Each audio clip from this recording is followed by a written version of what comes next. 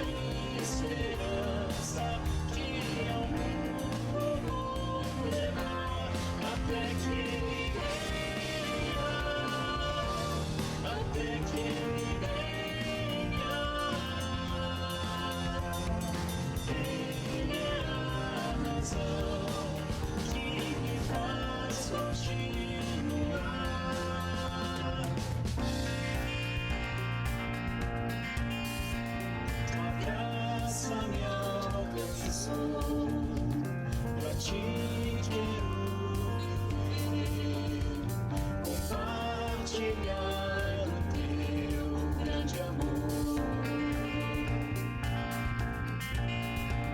O que podemos ser na vida de alguém depende tão somente de nós. Se eu não for quem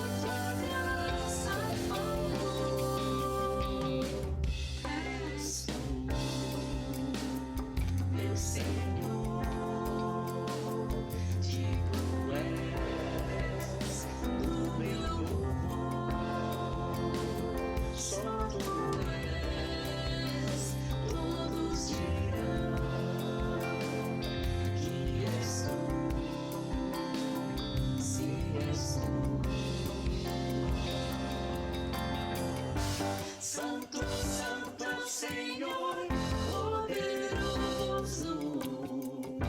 Santo, somente o seu nome é. Santo, Santo é o Senhor poderoso. Santo, somente o seu nome é. Ao erguermos as mãos e clamamos a ti, tu virás até nós com tua graça e favor. Ao erguermos as mãos e clamamos a ti, tu virás até nós com tua graça e favor.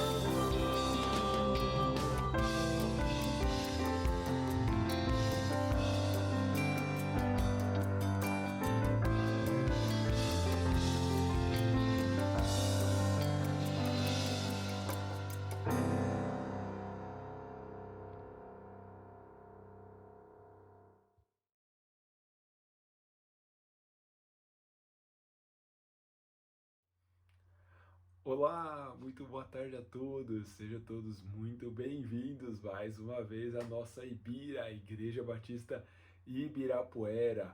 Hoje, antes de entrarmos no nosso bate-papo aqui da nossa reflexão, quero dar um aviso muito especial que enche de alegria o meu coração e espero que enche o seu também. Nós, como Ibira, há algumas semanas atrás, iniciamos o nosso apoio financeiro em oração também ao nosso amigo André, que tem falado de Jesus ali na região mais carente da Espanha, no sul da Espanha, quase divisa ali com o Marrocos, no Estreito de Gibraltar. E agora, nessas últimas semanas, nós fechamos o apoio também financeiro em oração para mais 2 outros projetos que acontecem aqui na região de São Paulo. Um na Vila Leopoldina, com o Tony, da Igreja Presbiteriana Nova Cidade, e também um apoio para o Augusto, ali em Santo André, com a Igreja Cristã Casa de Daniel. Tenho o privilégio e a honra de ser amigo dos 3, né, do André também, e nós agradecemos a Deus pelo apoio que você, como membro, como participante, como ouvinte aqui da Ibira, tem dado, tem sido generoso, porque através desses recursos a gente consegue abençoar outros projetos e ser bênção na vida de outras pessoas. Esse é o nosso objetivo aqui como Ibira também. Em breve teremos aí alguns vídeos onde eles vão comentar e compartilhar um pouquinho do que Deus tem feito através da vida deles, cada um em seu lugar específico. Mas, sem mais delongas, sem mais avisos, hoje, a partir deste mês de junho, nós iniciamos aqui na Ibira uma nova série, Dias Melhores para Sempre. Esse será o tema das nossas reflexões aqui para os próximos dias.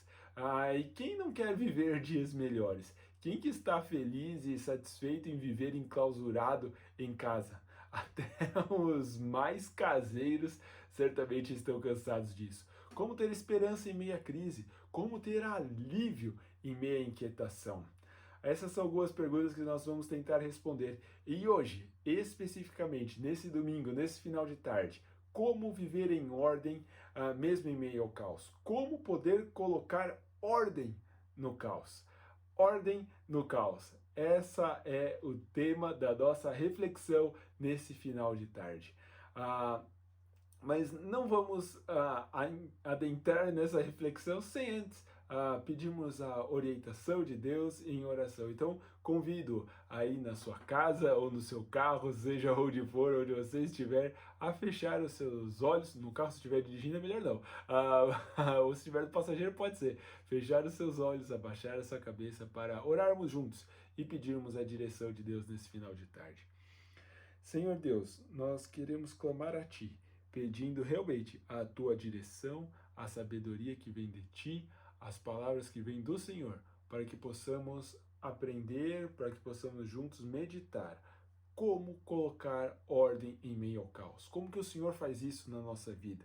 Abre o nosso entendimento, abre o nosso coração, abre a nossa mente para que a tua verdade encontre um lugar fértil no nosso coração, para que ela possa gerar um bom fruto, uma boa transformação na nossa vida. Não nos deixe ouvir mais uma mensagem, mais uma reflexão e sair como se nada tivesse acontecido, mas transforma nossa mente, transforma o nosso coração, nos leva para mais perto de Ti, Senhor. Por favor, essa é a nossa oração, o nosso pedido, no nome precioso e bendito do Seu Filho Jesus Cristo. Amém. Amém.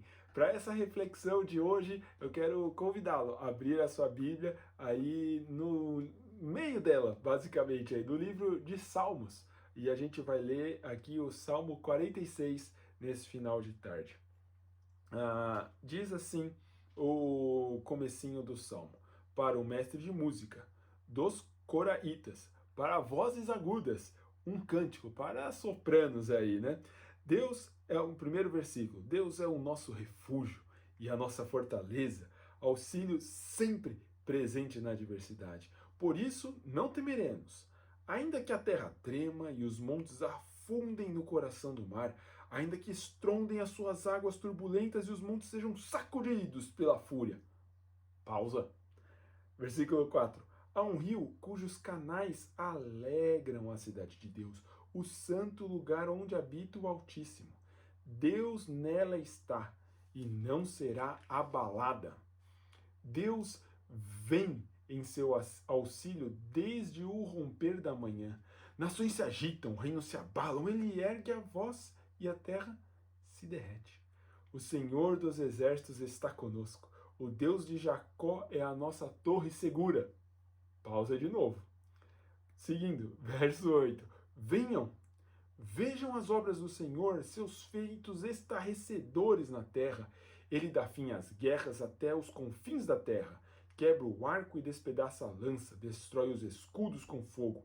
Parem de lutar, saibam que eu sou Deus. Serei exaltado entre as nações e serei exaltado na terra. O Senhor dos exércitos está conosco. O Deus de Jacó é a nossa torre segura. E pausa mais uma vez.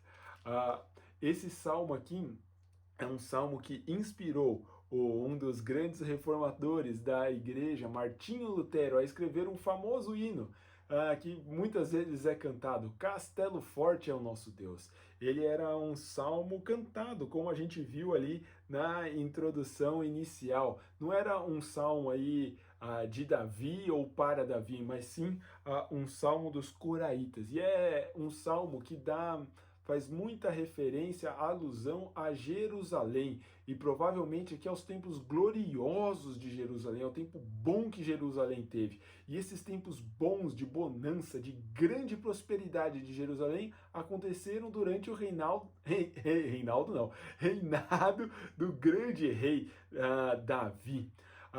É provável que esse salmo aqui tenha sido escrito após um tempo que o povo de Israel permaneceu exilado, distante da sua terra natal. E aí aqui ele tem uma espécie de um saudosismo otimista de Jerusalém.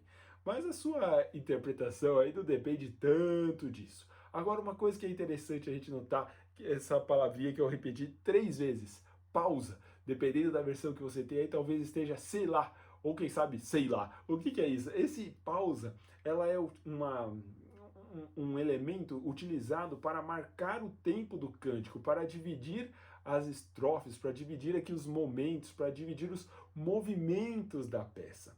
E aqui, ao olhar esse salmo todo, como acabamos de lê-lo, a gente vê uma grande conexão com o Deus Criador, que coloca todos os poderes do caos, inclusive o pecado e a violência que aparecem na forma das nações e suas guerras, sob o seu controle, sendo Ele a redenção, a salvação, sendo Deus o Senhor dos exércitos.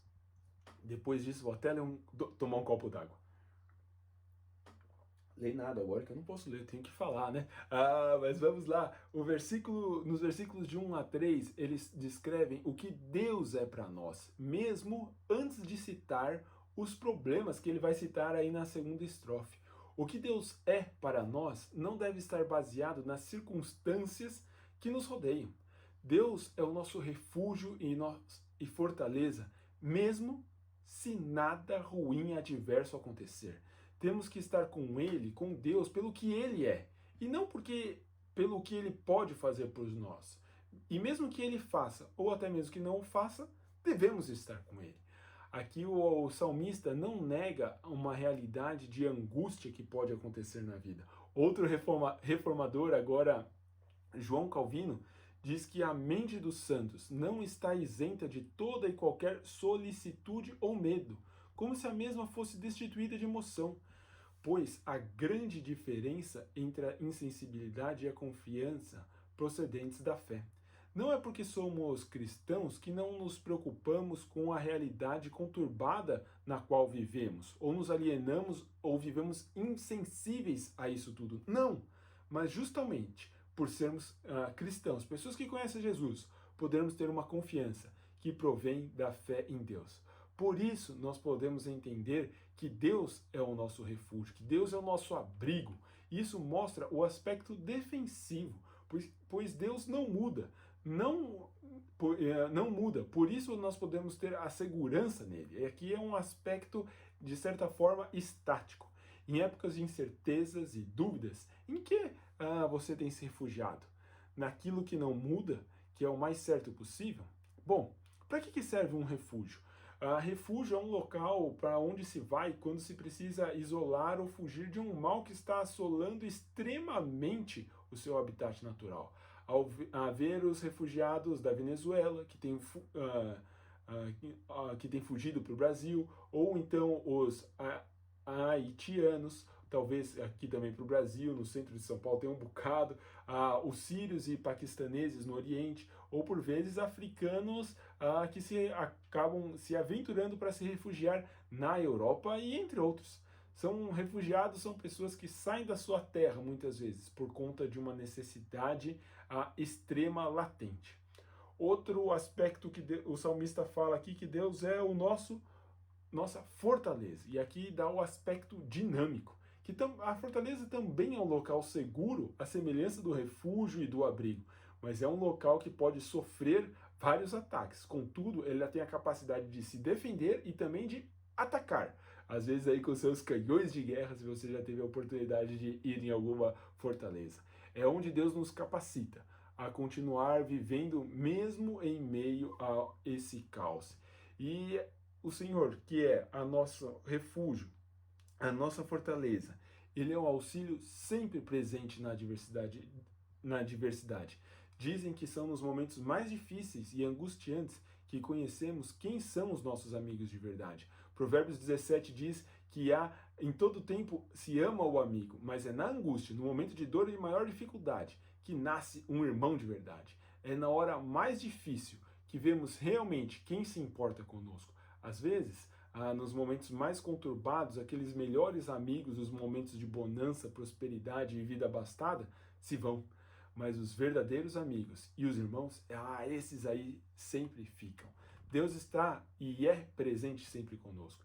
E é interessante notar que o verso destaca que Deus está sempre presente no momento da adversidade, porque geralmente são nesses momentos de maior lutas, adversidade, revés, que o buscamos mais. Ele está sempre de ouvidos abertos a nos atender. É importante lembrar que Deus não está esperando que a casa caia, que o mundo vire de ponta cabeça para começar a nos ajudar e intervir em nossas vidas. Não, Ele está sempre presente, sempre próximo, sempre por perto.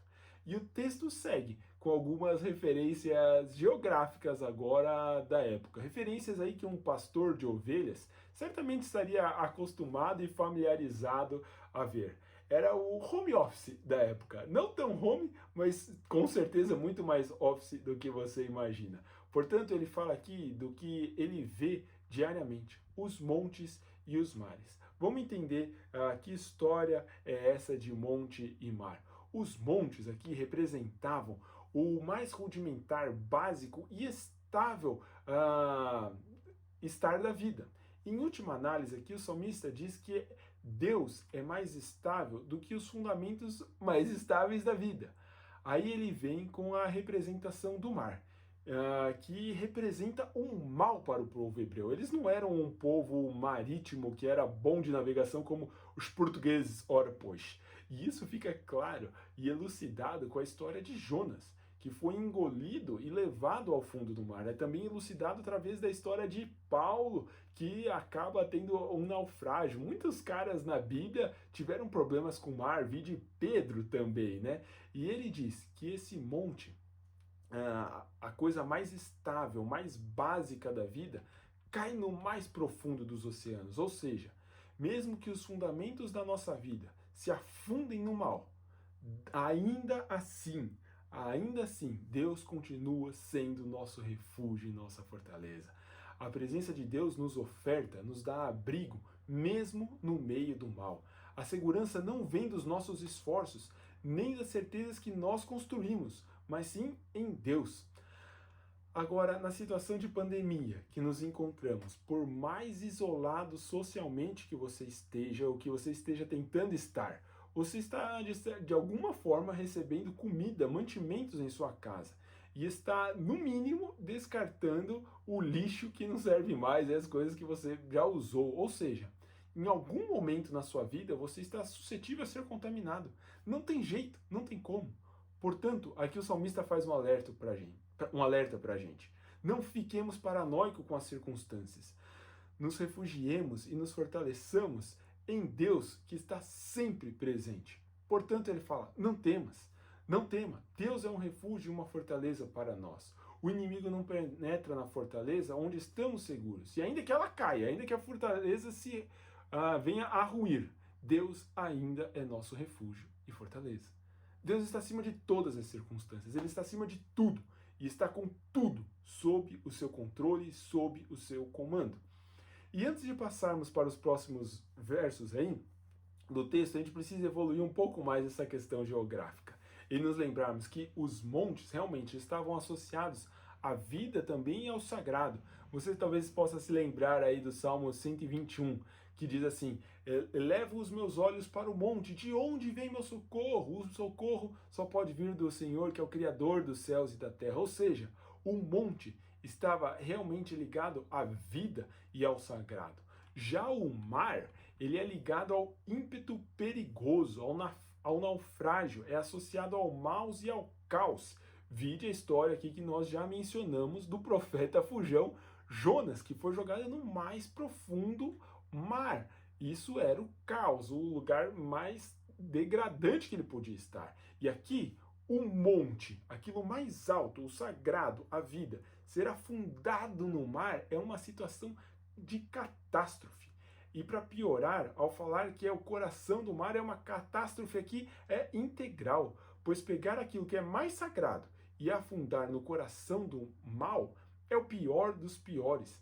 É um terremoto acompanhado de um maremoto dos mais intensos possíveis, acompanhado aí de uma pandemia e de uma degradação moral, ética, sem precedentes, com todo tipo de acidente e caos possível na história. Esse é o cenário aqui, da maior degradação total. Ainda que a maior degradação total, como Deus está? Olha só, em meio a todo esse caos, a gente pode encontrar uma incrível tranquilidade e paz. Olha só o versículo 4. Há um rio cujos canais alegram a cidade de Deus, o santo lugar onde habita o Altíssimo. É provável que aqui seja um vislumbre da última Jerusalém que virá. É uma invasão da ordem em meio ao caos. Essa invasão da ordem é a própria presença de Deus colocando as coisas no lugar onde elas deveriam estar. É uma expectativa da nova Jerusalém, da nova cidade restaurada, em que um dia experimentaremos. É um vislumbre da nova criação que Deus fará, colocando ordem em meio ao caos. Enquanto o mundo passa pelo caos, a habitação de Deus permanece calma. É interessante que ele fala aqui há um rio cujos canais alegram. O canal, lembro-me das aulas de instalação hidráulica, de hidráulica, na verdade, da escola, da faculdade. Um canal é algo que você calcula, que você sabe para onde vai a água, o regime de escoamento da água, ele é retilíneo, não é um escoamento turbulento que vai ter perda de energia, perda de força ali, não. É um regime linear, é um regime tranquilo, suave. Então o canal, ele tem essa ideia de um regime tranquilo, sem turbulência, sem agitação, sem movimentação. E aqui a gente vê que enquanto o mundo passa pelo caos, a habitação de Deus permanece calma. Enquanto o homem semeia o caos, a gente talvez tenha visto isso com os nossos governantes. Deus segue reinando absoluto. E aqui as águas já não ameaçam mais. Elas estão calmas, estão num canal. Não é um regime turbulento aí de vazão. Enquanto o homem governa o mundo, a gente vê catástrofes e caos. Contudo, a habitação de Deus permanece e não pode ser movida, sendo a mesma inabalável, como fala no versículo 5. Deus está nela. Deus está nessa cidade, Deus está nessa habitação e ela não será abalável. O governo do homem, que semeou o caos, que muda constantemente, sem segurança e com sua pretensa estabilidade, que sempre muda de ideia, faz com que as nações se agitem, que elas façam barulho, que elas façam distúrbios, que elas façam panelaços, que elas façam buzinaços, que elas façam quebra-quebra e muitas outras coisas por aí. As nações fazem esse barulho e causam distúrbio, causa esse distúrbio devido ao fato de não haver segurança nas palavras do governo humano. Por isso, Deus ergue a sua voz. Deus, na verdade, aqui a ideia de Deus dar a sua voz, Deus coloca a sua voz. Deus não precisa gritar em meio a esse caos todo que o governo humano cria. E o resultado disso é que os governos, como fala ali no versículo 6, no finalzinho, eles derretem, eles desanimam, pois o homem em seu governo do mundo sempre quis e sempre vai desejar ser Deus com mais poder, mas quando ele é confrontado direta e verdadeiramente com o verdadeiro Deus que está no governo do mundo, o homem abaixa sua bola e desanima, porque ele se dá conta que jamais será Deus. Por isso, Deus, no versículo seguinte aí, no versículo 7, é o Senhor dos exércitos, que tira o caos do mundo, pois o mundo com seus exércitos são impotentes, e estão desanimados, estão derretidos, e jamais o homem poderá ser adorado, pois somente Deus é o Senhor. Deus é o Senhor pela sua própria essência, pois Ele ordena o caos. Vou até beber uma água depois dessa. Deus é quem ordena o caos. E a gente precisa entender que mesmo nós, como cristãos regenerados e justos, a gente continua sendo pecador e diante do domínio, do governo, da vontade, poder e soberania de Deus, não podemos imaginar que algum ser humano seja capaz de trazer essa ordem em meio a esse caos. Essa ordem não é a ordem dos humanos. A ordem em meio ao caos não é uma ordem que humano algum pode trazer. Não podemos querer ser aí o agente final dessa ordem, nem esperar de um ser humano que ele seja esse agente. O ser humano pode até ser o agente de Deus implementando parcialmente a ordem que ele quer, mas em última análise é Deus quem faz isso. E uma coisa que é certa, reconhecemos que vivemos em meio a um grande caos. E por vezes isso é assustador. Vide aí os fatos que aconteceram nos últimos dias. De tamanha barbárie que geraram aí diversas comoções em redes sociais. A gente, com o passar do tempo na nossa vida, sempre vai acabar se distanciando de Deus. E vamos colocando as nossas expectativas de ordenação do caos em seres humanos, em governos, instituições, às vezes em distanciamento social, às vezes em lockdowns e até mesmo talvez o nosso intelecto. E sabe de uma coisa? Até que essas coisas todas podem trazer um pouco de ordem e dar até um afago aos nossos corações. Contudo, esses afagos e consolos temporários, que parecem tentar colocar no lugar as coisas que estão fora de lugar, são absolutamente efêmeros e passageiros diante da solução cabal e final que é a verdadeira solução, que é o verdadeiro Deus em ação. A ordem em meio ao caos já foi dada, a grande batalha já foi vencida e já foi lutada. Quem traz ordem em meio ao caos tem nome, e o nome dessa pessoa é Jesus Cristo, o Messias. É de arrepiar. E a gente parece ainda que não entendeu essa história. Bom, mas para a gente caminhar aqui, vamos ler aí o versículo 8 em diante. O salmista diz assim: venham, vejam as obras do Senhor, seus feitos estarrecedores na terra. Ele dá fim às guerras, até os confins da terra. Quebra o arco e despedaça a lança, destrói os escudos com fogo. Parem de lutar. Saibam que eu sou Deus. Serei exaltado entre as nações, serei exaltado na terra. O Senhor dos exércitos está conosco. O Deus de Jacó é a nossa torre segura. A partir aqui desse versículo 8, Deus entra no meio da bagunça da história. Ele entra no meio do caos, justamente porque ele se preocupa com o seu povo. Já que os governos do mundo não dão segurança alguma, o nosso Deus entra na história. E aqui o salmista chama o povo à prova. Você quer ver? Olha só as grandes obras de Winston Churchill, ou então de Karl Marx, ou quem sabe atualmente, né, em voga, Martin Luther King, ou então Nelson Mandela. É isso que o salmista faz. Olha aí a obra desses grandes autores. Não é isso que ele fala. Ele fala: venham, vejam as obras do Eterno. Seus feitos estarrecedores na terra causam espanto, deixam o povo sem ar.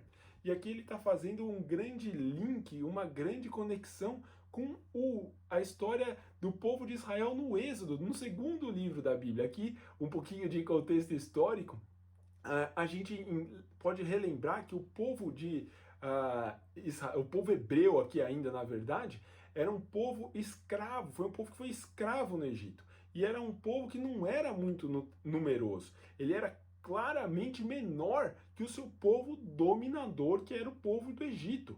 Esse povo hebreu era um povo que não tinha armas, eles não tinham treinamento bélico ou militar, mas ele saiu dessa opressão da escravidão, não pela sua força e pelo seu poder, mas sim pela força, pelo poder e pela vontade do próprio Deus, para uma terra onde eles seriam livres e prósperos. E ao lembrar do Êxodo, a gente vê Deus caçoando, dando risada da principal autoridade política e militar da época. Quem era essa autoridade? Era o faraó, que é um cara simplesmente frágil, mortal, efêmero e passageiro. Logo, a gente pode aqui trazer à memória algo que nos dá uma grande esperança. A batalha já foi vencida. O salmista está falando aqui: você está com medo de escudo de nações adversárias, da lança? Sério mesmo que seu medo é do arco e da flecha? Para de lutar! Exclama o salmista. Talvez se ele estivesse escrevendo em junho de 2020, ele diria assim: vocês estão com medo de um vírus? Vocês param de viver por conta de medo de se contaminar? Vocês estão ficando paranoicos por conta disso? Parem de lutar pelas suas próprias forças e motivações. Esse é a grande exclamação do salmista. Ao olhar para esse caos geral que os hebreus estavam inseridos, a constatação lógica é que eles não sairia nada de bom daí. Ao olhar hoje para o caos no qual nós estamos inseridos, a constatação lógica é a mesma, que dificilmente sairá algo de bom por ação humana. Portanto, a conclusão do Salmo é válida para nós hoje também. Voltemos a nossa confiança para Deus. O salmista diz: a nossa esperança está no Senhor dos Exércitos, naquele que luta por nós. O Deus de Jacó é a nossa torre segura. Não é o nosso poder de fogo, a nossa força, o nosso partido preferido, seja ele de direita ou seja ele de esquerda. Não é a nossa igreja, não é a Ibira, não é a nossa denominação, não é a cloroquina ou isolamento social, mas sim o poder do Senhor e a confiança que somente Ele pode oferecer a verdadeira segurança. Para a gente fechar, o Salmo 10, o versículo 10 diz assim: parem de lutar. Parem de lutar. Saibam que eu sou o Deus e serei exaltado entre as nações. Serei exaltado na terra. esse aqui é o ápice de toda a catástrofe e de toda a história conturbada. Aparece aqui um convite: venham, tome a decisão de caminhar junto a mim e constatem que tudo o que o ser humano produz só pode ser uma coisa: o caos. Uma outra versão diz: aquietai-vos, esperem, saibam que eu sou um Deus. Você, o salmista falando aqui, você, homem, você tentou, mas não conseguiu. O ser humano tenta com seus esforços, inteligência e capacidade de construir alguma coisa boa, mas a história humana, puxa, essa infelizmente não é tão bonita e agradável desse jeito. Aí o salmista vem e faz um convite tríplice para finalizar essa história. Admitam que vocês falharam, chega, não dá mais. Ele fala: parem, abandonem os esforços de vocês, admitam as suas fraquezas, veja a catástrofe e o caos que vocês criaram. Não tem mais nada. Uma vez que paramos e admitimos a nossa fraqueza, que, diga-se de passagem, é o ponto inicial de Jesus no seu discurso ali na montanha, em Mateus, que ele faz, ele diz assim: felizes os que reconhecem a sua pobreza espiritual e a sua fraqueza. Depois de reconhecer que somos incapazes, que abandonamos os nossos próprios esforços, vem aí o segundo ponto: o conhecimento de quem Deus é. Primeiro, parem de lutar. Segundo, saibam que eu sou Deus. Só podemos reconhecer de verdade quem é Deus depois de reconhecer que nós não somos capazes, que nós somos sim fracos e vulneráveis. Pois enquanto confiamos em nós mesmos, vamos nos considerar Deus. Mas só existe um Deus, como está escrito ali em Deuteronômio 6,4. Ouça, ó Israel, eu sou o seu Deus, o único Deus que, diga-se de passagem, te tirei do Egito. Temos que reconhecer a nossa fraqueza e incapacidade para olhar quem é o único Deus, reconhecendo-o como Deus, e parar de achar que nós mesmos somos deuses e temos as coisas no controle. E a partir daí, ao reconhecer a nossa fraqueza, que existe só um Deus, nós podemos reconhecer que todo o poder pertence a Ele, que Deus domina sobre todos os povos e sobre a terra, sendo Ele elevado e exaltado acima de todo nome.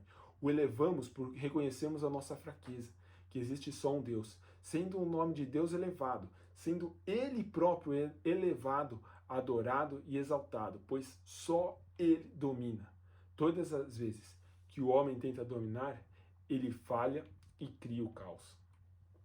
Mas para a gente concluir, Deus traz ordem em meio ao caos. Nunca nenhum humano instaurará a ordem em meio ao caos para que possamos viver dias melhores para sempre. Todos que tentaram foram frustrados. Não vou elencar nenhum aqui para não criar grandes polêmicas, mas nenhum homem que tentou instaurar a ordem em meio ao caos obteve sucesso e êxito. Mas a gente não pode terminar essa nossa celebração, na verdade, que é a nossa reflexão com essa notícia ruim. Afinal, o nosso propósito aqui é que sejam dias melhores para sempre. O Deus que será exaltado entre as nações e na terra é o Deus que exaltou o seu Filho Jesus Cristo, como vimos alguns dias atrás aí em nossas reflexões em Filipenses. Jesus Cristo foi exaltado à mais alta posição e Deus lhe deu o nome que está acima de todo nome, o nome diante do qual toda língua confessará que Ele é o Senhor. O convite, como já dissemos hoje aqui, ele é triplo. Pare de lutar pelas suas próprias forças, reconheça quem Deus é e que todo o poder pertence a Ele, não a mim nem a você. Mas para que isso seja uma verdade em sua vida, peça ajuda a Deus. Peça ajuda a Jesus, pois é Ele quem te livra das suas próprias forças e é Ele quem luta por você. Em Timóteo está escrito assim que há só um mediador entre Deus e o homem e é Cristo Jesus, o nosso Senhor. É Ele quem nos ajuda. Nós, por nós mesmos, somos incapazes de ver, fazer e vencer isso. É Jesus quem colocará ordem no caos quando vier reinar eterna e plenamente nessa terra. E olha só como vai ser esse reinado de Jesus. convido você a abrir a sua Bíblia lá no finalzinho, num dos últimos capítulos, Apocalipse 21. Quero ler contigo, do versículo 1 ao versículo 4. Olha só como vai ser essa nova Jerusalém, que ele deu uma breve pincelada aqui, que o rio vai ser calmo, né? Nada vai ser abalado, olha só. Então vi novos céus e nova terra, pois o primeiro céu e a primeira terra tinham passado. E olha só o que ele diz aqui. E o mar já não existia. Não é o mal já não existia, é o mar com R, não é o Cebolinha aqui que trocou o L pelo R, não, o mar já não existia. O mar, lembra que a gente falou que remete a coisa ruim, a catástrofe, ao caos? A mesma coisa, a catástrofe, o caos não mais existirá. Vi a cidade santa, a nova Jerusalém, leio aqui o versículo 2 do capítulo 21 de Apocalipse, que descia dos céus da parte de Deus, preparada como uma noiva, adornada para o seu marido. Ouvi uma forte voz que vinha do trono e dizia: agora o tabernáculo de Deus está com os homens, com os quais ele viverá, eles serão os seus povos, o próprio Deus estará com eles, e será o seu Deus. Olha que lindo isso aqui, o versículo 4. Ele enxugará dos seus olhos toda a lágrima. Não haverá mais morte, não haverá mais relato de quantas mortes houveram por dia, não haverá mais tristeza, não haverá mais choro, nem dor, pois a antiga ordem já passou. Nada disso mais acontecerá. Essa é a nova Jerusalém. O mar será tragado, o monte será evidenciado, o nome de Jesus será louvado para todo sempre. E a esperança de viver, é de arrepiar, esses dias melhores, para sempre, com Cristo na eternidade, nos fazem viver hoje essa realidade sem medo do caos que está ao nosso redor. Pois um dia, Deus colocará em ordem tudo, tudo, tudo. E com Ele em nossa realidade, já podemos começar a desfrutar e vivenciar essa ordem em nossas vidas hoje, arrumando a nossa falta de fé e esperança, já trazendo ordem ao caos das nossas vidas. Que nós, como pessoas que conhecem a Jesus, e se você ainda não conhece a Jesus, possa desfrutar disso, vivendo dias melhores com Jesus para todo sempre. Que o nosso bom Deus nos abençoe e nos dê a sabedoria para assim vivermos. E hoje vamos seguir essa nossa celebração, vamos louvar o nosso Deus, que é digno, e na sequência lembrar do que Ele fez através da pessoa do seu Filho Jesus Cristo, na cruz do Calvário, na celebração da ceia. Que Deus os abençoe.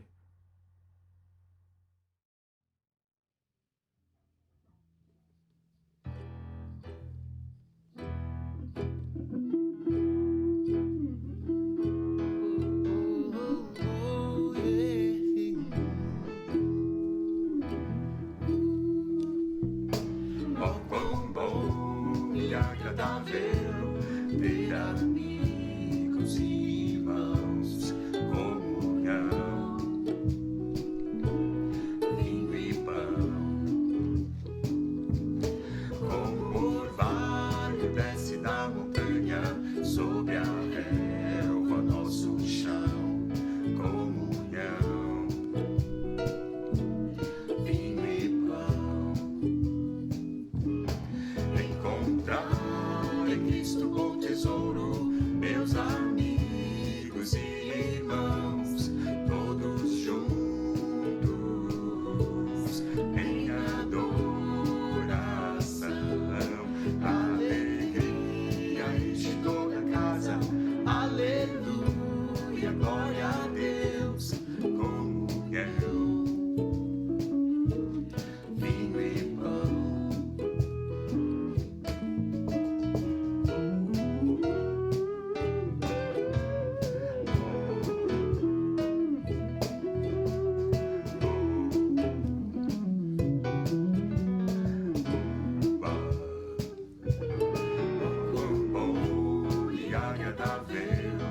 Ter amigos e irmãos, comunhão, vinho e pão, como o orvalho desce da montanha sobre a relva, nosso chão, comunhão, vinho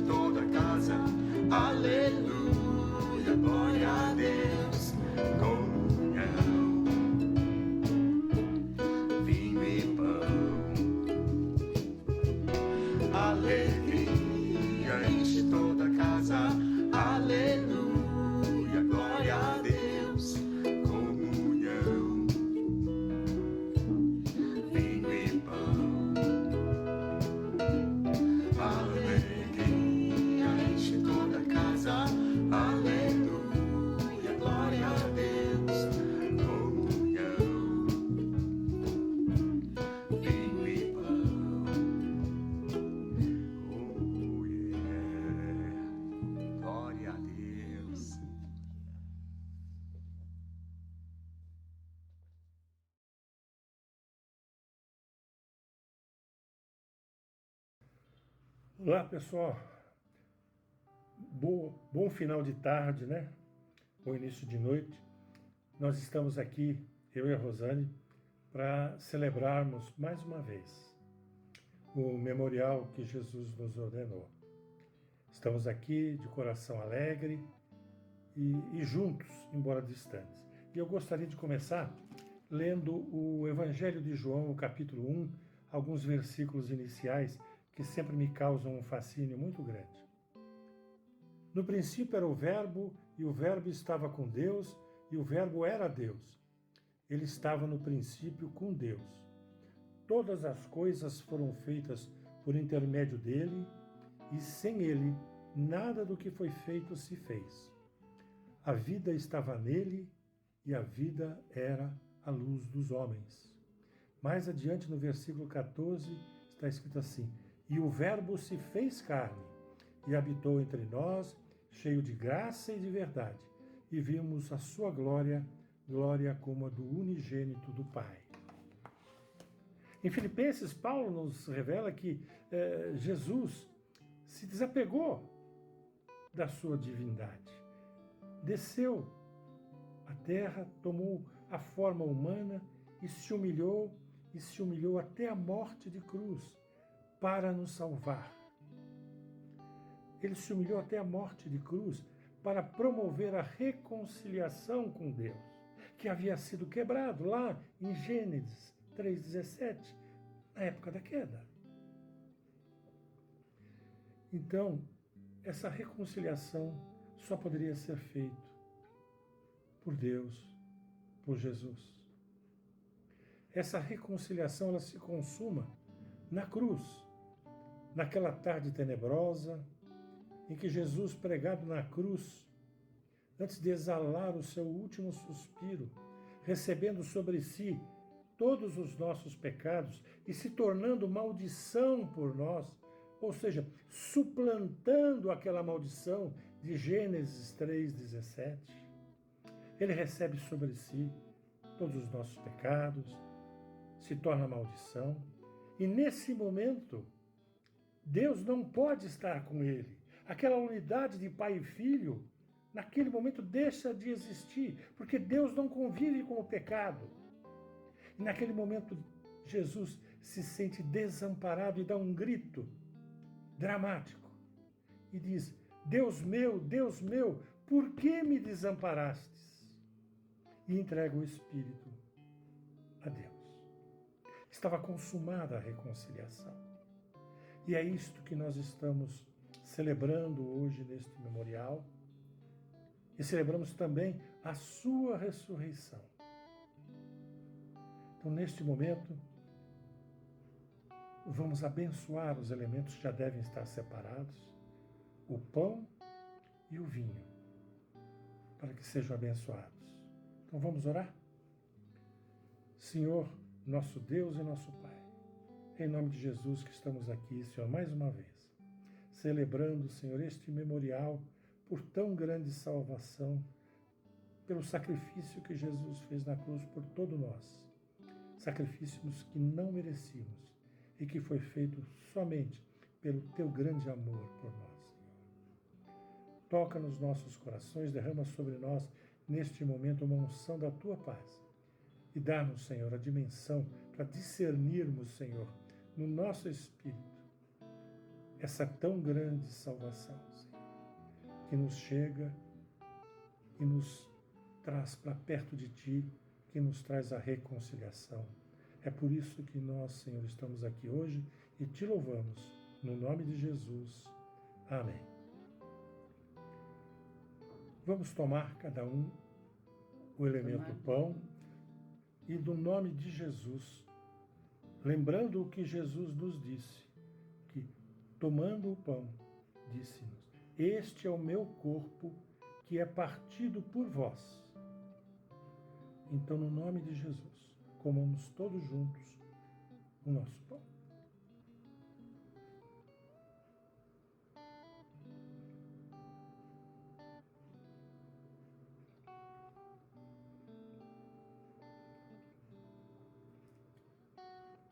Da mesma forma também, tomando do cálice, Jesus nos diz que vamos tomar e beber deste cálice, porque este é o meu sangue de Jesus, símbolo da nova aliança em que nós vivemos, dessa reconciliação que Deus promoveu através de Jesus para nós. Bebamos todos juntos o vinho.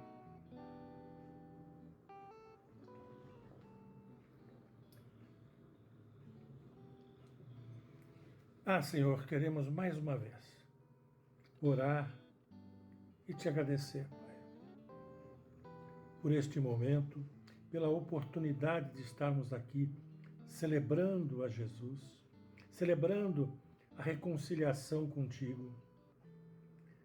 Que esta reconciliação, Senhor, nos ajude a cada dia a sermos mais parecidos com Jesus.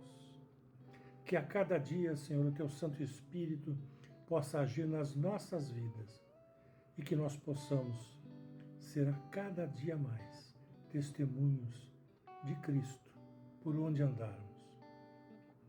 Essa é a nossa oração, Senhor, neste final de tarde.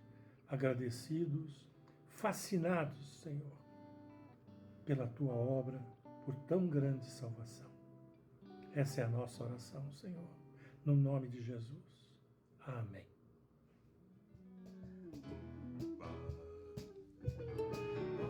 Bom e agradável ter amigos e irmãos, comunhão, vinho e pão. Como o orvalho desce da montanha sobre a relva, nosso chão.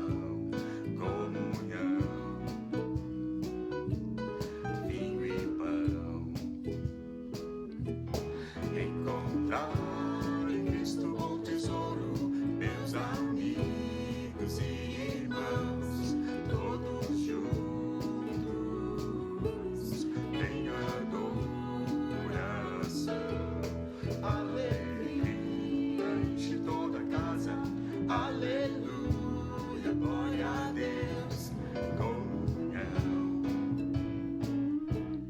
vinho e pão. Alegria enche toda a casa. Aleluia, glória a Deus, comunhão, vinho e pão. Alegria enche toda a casa. Aleluia, glória a Deus, comunhão, vinho e pão.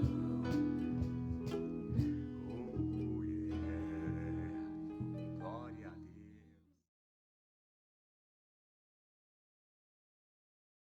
Olá, tudo bem?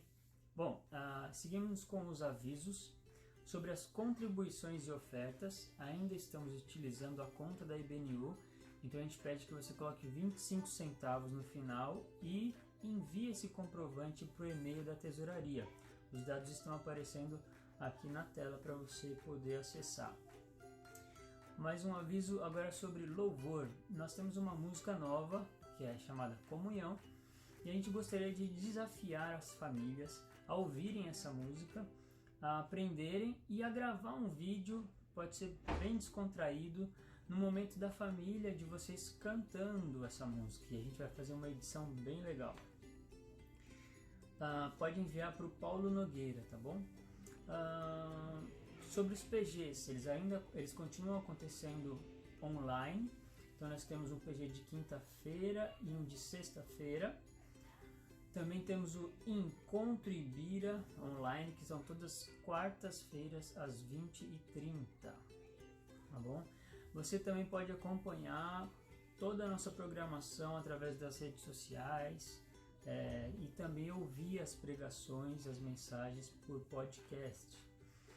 E por último, nós temos na semana que vem, às 10h30, o encontro da Turma da Ibira, que é um encontro bem focado para as crianças até 6 anos. Então esses encontros estão sendo quinzenais. Na semana que vem, no domingo, às 10h30, nós teremos um momento de celebração para eles. Então tem canção, história, alguma atividade, e eles podem também interagir um com o outro. É isso aí, Deus abençoe.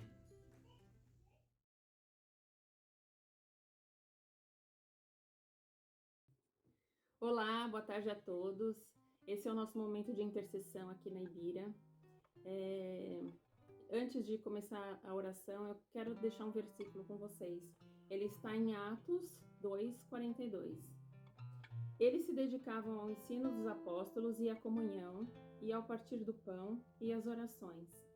Eu quero convidar todos a orar comigo agora e coloquem os seus pedidos e os seus agradecimentos.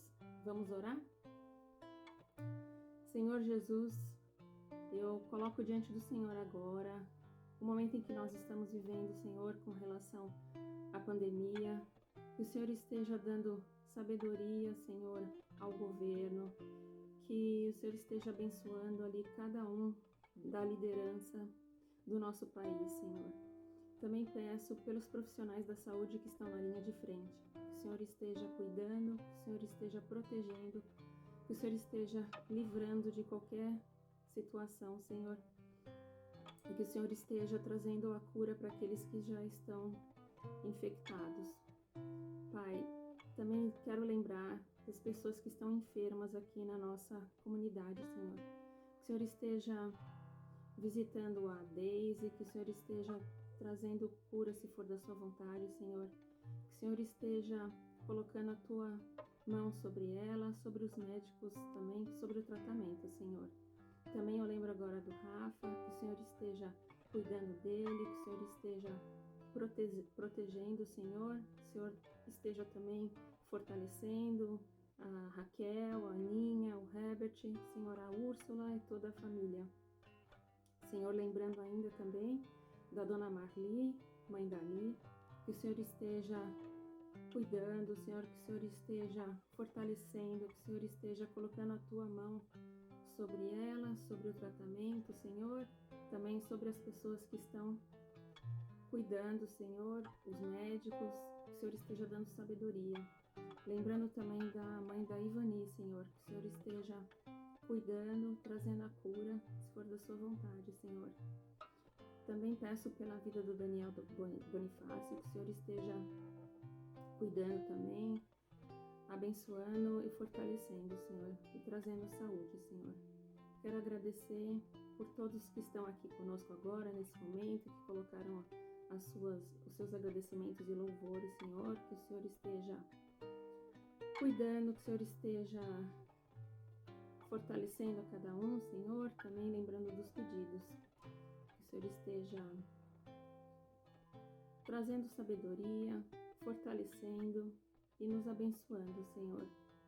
Obrigada por cada momento, Senhor, por tudo que o Senhor tem feito por nós e que o Senhor fará ainda.